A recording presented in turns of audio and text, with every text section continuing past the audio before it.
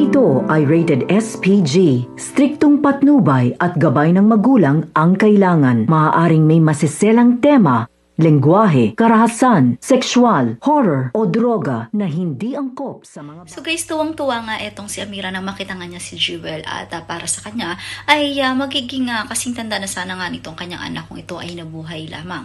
Samantala laking gulat nga ni Amira sapagkat nabalitaan niya or nalaman niya na itong si Seth pala ay lagi nagpupunta sa lugar na iyon at nagbibigay ng tulong sa mga tao. So maaaring nga iba nga ito sa kanyang pamilya. Subalit hindi naman nagtitiwala itong si Alex sa kanya. At sinabi nga niya kay Amira na nagpapakitang tao lamang etong si Seb dahil ang tingin niya para dito ay napakasamang tao. Samantala ito namang si Alex at Rose ay nagkita na at nagpapaliwanag maigi si Alex dito na pinipilit niyang kontakin itong si Rose noong gabing iyon. Subalit umiiyak nga si Rose at sinabi nga niya na napakahirap magtiwala sa sinasabi nga ni Thor pinanghahawakan na pagmamahal ni Alex sapagkat ngayon ay may nararamdaman siya na wala ng pagmamahal sa kanya ang kanyang boyfriend.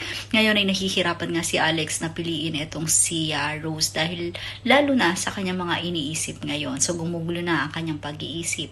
Yan ang mga dapat nating abangan dito nga lang sa Makiling.